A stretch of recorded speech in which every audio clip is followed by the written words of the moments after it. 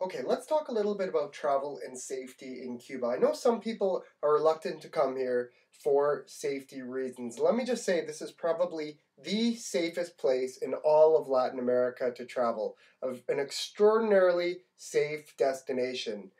Much of that is due to the fact that there's plainclothes police everywhere. And so if you say boo as a tourist, they're going to come out of the woodwork, and the Cubans can actually get in quite big trouble for harassing the average tourist. So quite safe place to travel, and really some interesting things happening here. And one of the curious things I always say is about the license plate system they have in Cuba. Now there's three types of license plates here. There's the black diplomatic plates. So those are people who are diplomats from other countries.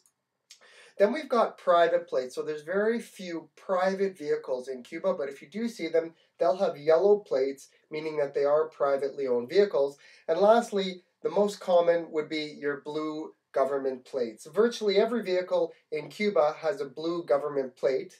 And an interesting story here, if you do have a blue government plate, you're required to pick up every single hitchhiker you see along the way. So it's not uncommon to see, cars filled to the brim, people sitting on the back, because the people were required to pick them up. They had a government issued car.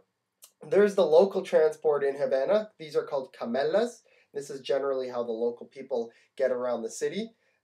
A little bit difficult to get on these vehicles for tourists, but quite fun if you can manage to get on one. This is actually what generally the tourist transport looks like.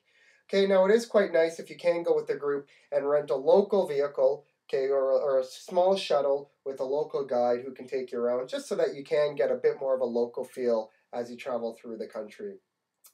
And, one of my favorite things about travel in Cuba is the propaganda. And I'm not talking about, they would say our propaganda is Nike and Reebok, etc. Here, propaganda looks like this. You might see Che Guevara's face all over the country. And you'll also see some pretty interesting banners, many of them criticizing the U.S. So this one here says, patriotism or death, we will prevail. We have this one, long live the work of the revolution. These are just banners I saw around the country when I was there. Here's a fist punching Uncle Sam with the word blockade underneath. Thought that one was quite neat. This one says, here we have a girl and she's actually missing the violin, and it says, but they'll never take away my music. Quite dramatic there.